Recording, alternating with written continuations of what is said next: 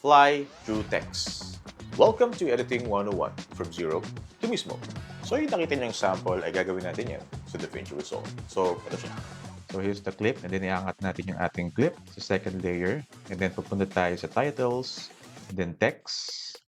Hide muna natin siya with D para ma-hide natin yung ating material para makita natin yung sa ilalim yung kanyang text. So dito sa text layer, dito natin itatype yung ating text. Example, Glenn G.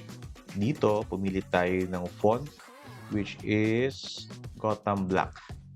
And then, lagay natin ang keyframe dito sa zoom, and then position. So dito, click natin tong icon dito or Ctrl-Shift-C para lumabas yung kanyang keyframe. And then dito, tatansyahin natin kung hanggang saan natin palakihin yung text para ma-saturate yung nasa screen. So click natin yung zoom, and then yung position hanggang sa mag-overlap yung buong screen. So ganito siya. Then gawin natin, lagyan natin ng easy ease yung ating starting keyframe, right click, easy out.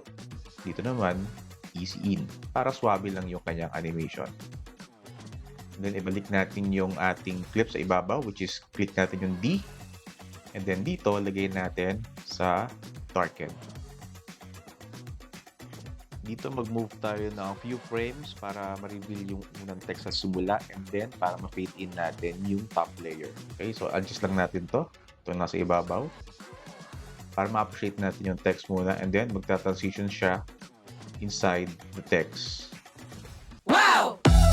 Please check my other tutorials dito sa aking social media accounts from TikTok, Instagram, YouTube, and Facebook. If you learned something, please do follow and stay tuned for more.